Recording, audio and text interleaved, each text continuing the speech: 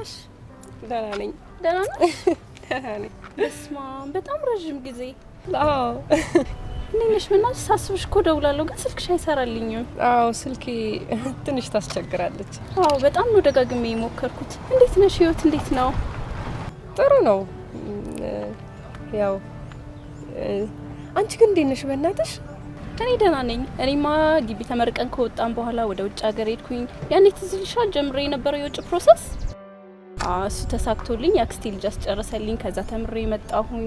እዚህ አንዳንድ ቢዝነሶች ጀምሬ ነበረ። አሁን ደግሞ አግብቼ ወልጄ 2 ልጆች እናት ሆኜልሻለሁ። እግዚአብሔር ይመስገን። ጥሩ። አንቺስ እንዴት ነሽ በእናትሽ? እስኪ ስላንቺ ንገሪ። ግቢ ተመርቀን ከወጣን በኋላ ምን አዲስ ነገር አለ?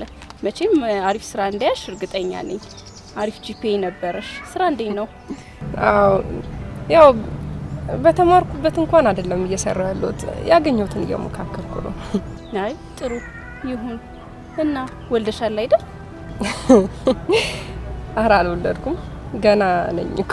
እንዴ የምን ገና ነኝ ነው? ይልቅ ቶሎ ብለሽ ውለጂ። የኛ የሴቶች እድሜ እኮ ቆሞ አይጠብቀንም፣ ቶሎ ነው የሚሄደው።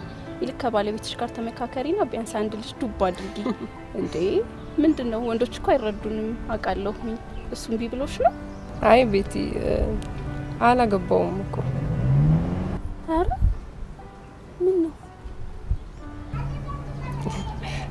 እሺ በቃ ሌላ ጊዜ እንገናኛለን። እሺ ቻው።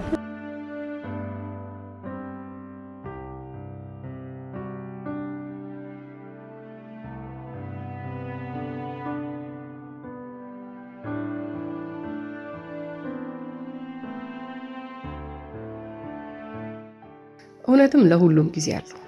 የራሴ መንገድ አለኝ። ሁሉም የራሱን መንገድ አይደለም የሚጓዘው። ያው መጣሪን አላቆምም፣ ለምን አልሆነም ግን አልልም። እያንዳንዱ ኮከብ የሚያበራበት የራሱ ጊዜ አለው። አጠገቤ ካለውና እኩዮቼ ከሆኑት ሰዎች ጋር ራሴን አላወዳደርም። ራስን ማወዳደር በሽታ ነው። እነሱ ተሳክቶላቸዋል፣ እሰይ ደስ ይላል። እኔ ግን የራሴ መንገድ አለኝ።